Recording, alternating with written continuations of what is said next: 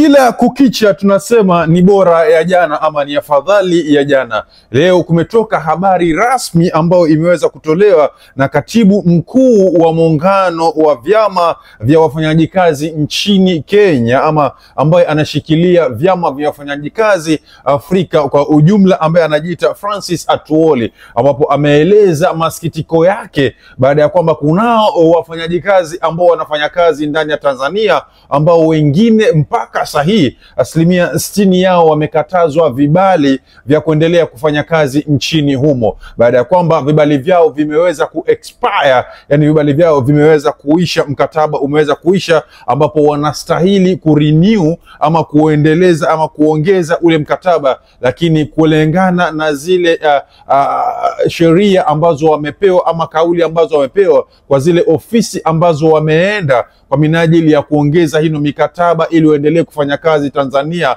ambapo hawa ni wa Kenya, wameweza kukatazwa na kuambiwa ya kwamba hawaruhusiwi kuendelea na ile kazi, hivyo basi wakusanye virago vyao na warudi kwao nchini Kenya. So mimi sitakuwa mnafiki leo na sitakuwa muongo kama wengine wanavyoniita, baada ya kwamba hawakupendezewa na habari ambazo tumezileta hapa kwa KG Chipande, kwa sababu automatically siku zote hakuna venye habari zote zitakazokuja hapa utazipenda. Utapenda zile ambazo zinakufurahisha na zile ambazo zinafurahisha watu wengine. Kwako wewe utajiona kambe kama, au utasema kambe kama yule ambaye analeta hizi habari ni muongo ama ni za kinafiki, kwa sababu haujazipenda ama hazikuegemea upande wako. So hivi ndivyo alivyosema. Tutasoma kwa utaratibu hapa.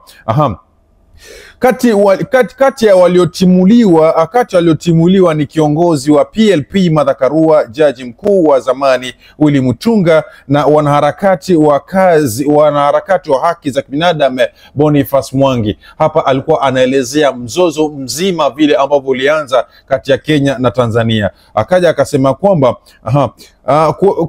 kutokana na unaharakati wa Kenya Afrika Mashariki, sasa wa Kenya ambao wanafanya kazi Tanzania wananyimwa vibali. Hiyo inaonyesha kuwa kuna tatizo kubwa sana Afrika Mashariki, akasema Bwana Atwoli. Akaendelea kusema kwamba wengine ambao walitimuliwa wanachama wa baraza kuu la chama cha wanaharakati Gloria Kimani na wanaharakati Lynn Ngugi na Hussein Khalid. Kwa mujibu wa Bwana Atwoli, wanaharakati wa Kenya pamoja na viongozi wengine wanastahili kutumia diplomasia na mzungumzo iwapo kuna masuala tata ya uongozi, ndipo wasimuulize watu wengine wanaotaka ajira, yani ndipo wasiwaumize watu wengine wanaosaka ajira nchi tofauti tofauti. So automatically hapa kulingana na Bwana Atwoli, bado statement ziko, lakini tueleze hii ambayo tumeisoma hapa peke yake ni kwamba Bwana Atwoli anasema vita ambavyo vilikuwa vinaonekana kwamba ni vita vya watu kidogo ama vita vya baadhi ya watu kidogo peke yake,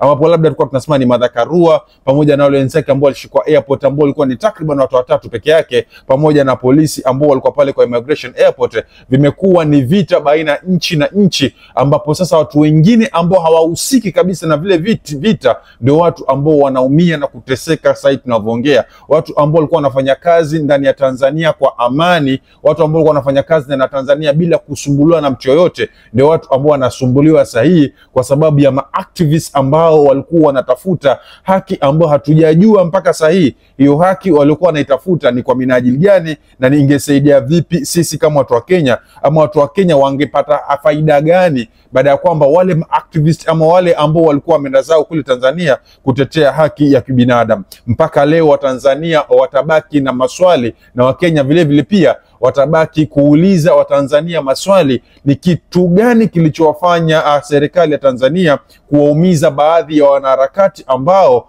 walikuwa tayari wako nchini Tanzania. Tuendelee kusoma ya Bwana Atwoli turudi hapo. Na waomba wanasiasa wetu wamshauri Martha Karua na wanaharakati wengine watumie wizara ya masuala ya kigeni iwapo wana tatizo na serikali ya Tanzania.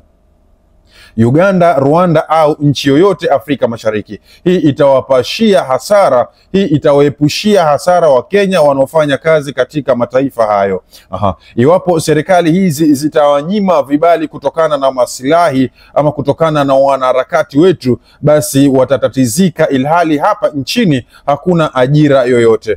Katibu huyu aliwataka wanaharakati hao waelekee mataifa yasiyosambaratishwa na vita kama Jamhuri ya Kidemokrasia ya Kongo au Sudan Kusini, iwapo wanaharakati wao ni wa kusaka uongozi bora. Aliwaonya wanaharakati hao wa Kenya kwamba kinyume na hapa nchini ambapo maisha yao ya wanaharakati katika nchi nyingine watakabiliwa vikali na hata kuuawa, ishara kuwa wanahatarisha maisha yao. So automatically utaona hapa ya kwamba Atuoli ameelekeza ama huyu jamaa ambaye ni kiongozi nchini Kenya pia vile vile ambaye anashirikiana ama tuseme ni kiongozi wa wafanyaji kazi nchini au wafanyaji kazi Afrika kwa ujumla, amemuelezea Martha Karua ama amemuelezea serikali ya Kenya ya kwamba wamshauri Martha Karua endapo anataka ama endapo yeye kama ni kweli genuine anataka uongozi bora ndani ya East Africa, basi aende nchi kama ya demokrasia ya Kongo ya DRC ili aweze kuendaweka amani kule, ama aende Sudani Kusini ambako hakuna amani sahihi, aende akaeke amani kule, lakini sio Tanzania ambayo kulingana na taswira ya Atuoli ameona amani ipo tayari kwenye ile nchi na hakuna juhudi zozote ama hakuna sababu yoyote ya mwanaharakati ende kule kwa minajili ya kigezo cha kusema anaenda weka ama anaenda eka amani kule. So kama KG nitakuja pia vile vile na mawazo yangu, kama nitakuja vile vile na kibwagizo changu,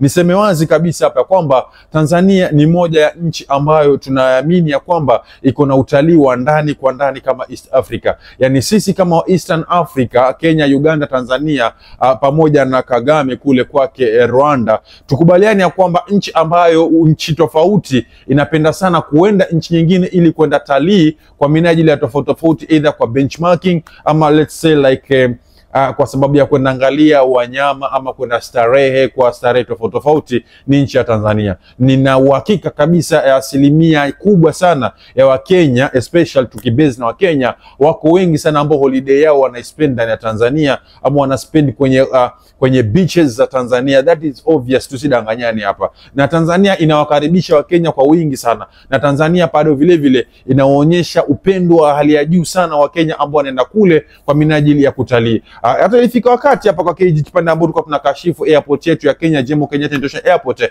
ambapo watu wengi sana walishuka kwenye comment na kusema kwamba kivovote vile ile nchi ambao wako sahihi na ni wa Kenya hawa watarudi Kenya kupitia Tanzania, mwishowe wakishatoka Tanzania watumie basi ili kuingia zao Kenya. Hiyo inamaanisha nini? Inamaanisha kwamba watarudi Tanzania kwa sababu ndio nchi ambayo iko na usalama ama ni nchi ambayo iko na tuseme amani kwenye ile airport yao ukikompare ama ukifananisha na airport ya Kenya. So automatically hapa nitaonekana kama napendelea sana Tanzania, lakini huno ndio ukweli halisi ambao upo. Sasa kama shirika la Tanzania ama kama lile shirika la wafanyaji kazi Tanzania la kupeana contract la wafanyaji kazi waendelee kufanya kazi Tanzania linaanza kuwakataza wafanyaji kazi wetu ama wafanyaji kazi kutoka Kenya ambao wana ajira zao kule na wanakatazwa vibali vya kuendelea kufanya kazi, hiyo inamaanisha nini? Inamaanisha kwamba mzozo ndio mwanzo unaalika ama mkoko ndio mwanzo unaalika maua. Hivyo ndio nimesema kile kipindi cha kwanza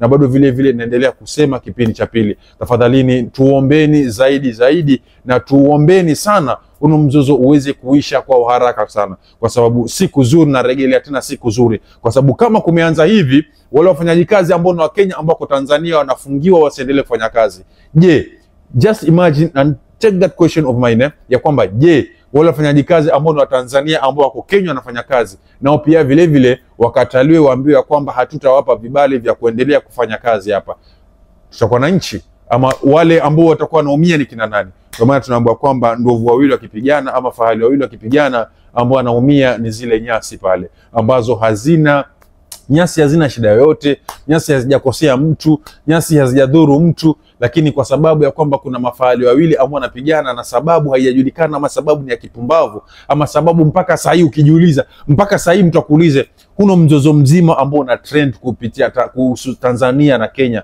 wote unaletwa na nini? Wallahi paka unaanza kujiuliza, but ni nini mbaya? What is up? Yani ni nini mbaya? Hata mtu anakuja anakuambia kunao baadhi ya wanaharakati kutoka Kenya ambao walikuwa wanaenda Tanzania, wenda wakatetee Tanzania ikuwe na amani, ama wenda wakatetee demokrasia Tanzania. Mtu anakuuliza, lakini kuna shida nyingi sana dunia hii, nchi nyingi tofauti tofauti. Hata ukisema kama hutaki dunia tofauti nyingine, lakini kuna mzozo tayari unaendelea DRC ambao watu maelfu watu wanauliwa. People are not talking about that one. Na kipindi cha pili pia tunakuja tunaongea sahihi kuhusiana na mzozo mzima ambao uko ndani ya nchi ya Kenya sahihi, kama tunavyoendelea kuongea sahihi, ambao viongozi wa nchi ya Kenya, sisemi wananchi, viongozi wa bunge wanaendelea kuuliwa na kuumizwa na kutekwa nyara, lakini wale ambao tunawaita wanaharakati ama wale ambao tunawaita watetezi wa haki za kibinadamu wamenyamazia ile swala na waliongelelea ile swala.